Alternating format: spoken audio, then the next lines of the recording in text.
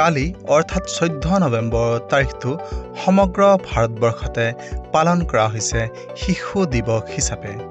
ভাৰতৰ প্ৰথম প্ৰধানমন্ত্ৰী পণ্ডিত জৱাহৰলাল নেহৰুৰ স্মৃতিত 14 নৱেম্বৰৰ দিনটো সমগ্ৰ ভাৰতবৰ্ষতে পালন কৰা হয় শিশু দিৱস হিচাপে। সমগ্ৰ ভাৰতবৰ্ষৰ লগতে অসমৰ ডিগবৈৰ বালিজানতো কালি উদযাপন কৰা হয় দিনজোৰা কাৰ্যসূচীৰে শিশু দিৱস। বালিজানৰ সমন্বয় সংঘ আৰু সূৰ্যোদয় যুৱ সংঘৰ উদ্যোগত কালি দিনজোৰা কাৰ্যসূচীৰে পালন কৰা হয় দ্বিতীয় বাৰ্ষিক শিশু দিৱস, য'ত প্ৰায় 5 শতাধিক শিশুই অংশগ্ৰহণ কৰা দেখা যায় আৰু লগতে উপস্থিত থাকে সমগ্ৰ ডিগবৈ অঞ্চলৰে বহুতো গণ্যমান্য ব্যক্তিৰ লগতে বহুতো সামাজিক সাংস্কৃতিক ক্ষেত্ৰৰ পুৰোধা ব্যক্তি।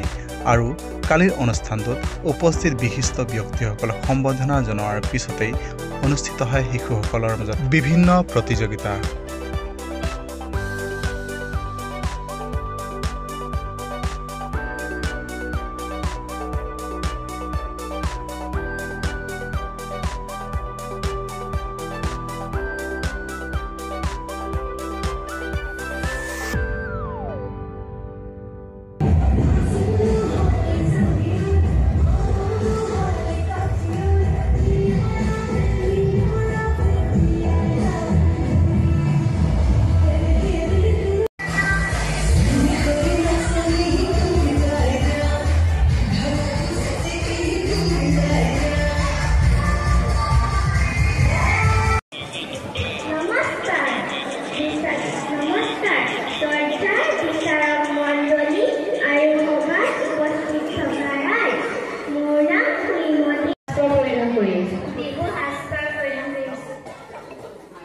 তুমি এটা কোনটো বিহু বেছি ভাল পোৱা?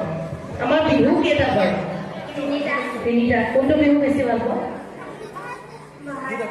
বহাগ বিহু ভাল পোৱা। ঠিক আছে, তুমি বহাগ বিহু প্ৰধানমন্ত্ৰী পণ্ডিত জৱাহৰলাল নেহৰুৰ জন্মদিনটো আজি সমগ্ৰ ভাৰতবৰ্ষত শিশু দিৱস হিচাপে পালন কৰি আহিছে।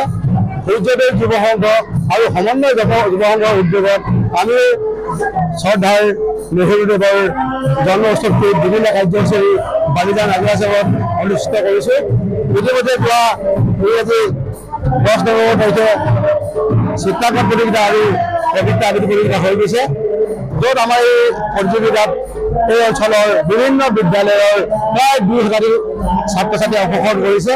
আৰু আজি দ্বিতীয় দিনৰ প্ৰথম কাৰ্যসূচী হিচাপে আমাৰ ইয়াত পুৱা ভাগত পতাকা উত্তোলন, স্মৃতি তৰ্পণ, গছপুলি ৰোপণ আৰু নেহেৰু খোৱাৰ প্ৰতিচ্ছবিত বন্তি প্ৰজ্বলন কাৰ্যসূচী অনুষ্ঠিত হৈ গৈছে। আপোনালোকে দেখিবলৈ পাইছে এতিয়া আমাৰ মঞ্চত শিশুসকলৰ বিভিন্ন অনুষ্ঠান হৈ আছে।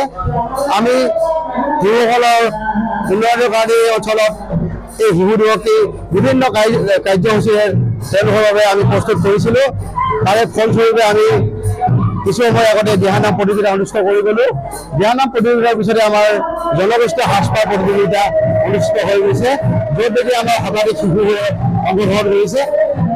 আৰু ইয়াৰ পিছতে এই অঞ্চলৰ ৰাইজৰ মাজত যাতে সমন্বয় গঢ়ি লৈ উঠে সেইবাবে আমি বিভিন্ন জনগোষ্ঠীৰ নৃত্য গীত অনুষ্ঠান আমি আজি পৰিৱেশন কৰিছোঁ। আমাক ৰাইজে যথেষ্ট উৎসাহ সহায় সহযোগ কৰিছে। আৰু ইয়াৰ পিছতে আমাৰ এই অঞ্চলৰ শিশুসকলক লৈ এখন আমি শিশু সমাৰোহ আয়োজন কৰিম, য'ত নেকি আমাৰ এই অঞ্চলৰ 40জনকৈ শিশুৱে অংশগ্ৰহণ কৰিব।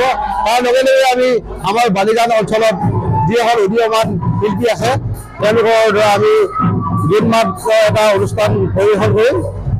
এই অঞ্চলৰ শিশুসকলে যাতে প্ৰতিভা বিকাশৰ ক্ষেত্ৰত এখন মঞ্চ পায় সেই উদ্দেশ্যৰ লক্ষ্যে আমি এই অনুষ্ঠানটি আয়োজন কৰিছোঁ। আমি অনাগত দিনত এনেধৰণৰ বহু অনুষ্ঠান আয়োজন কৰিম। সেইবাবে আমি ডিগবৈ সমূহ ৰাজ্যৰ পৰা আশীৰ্বাদ, মৰম আৰু সহযোগ কামনা কৰিছোঁ। ধন্যবাদ।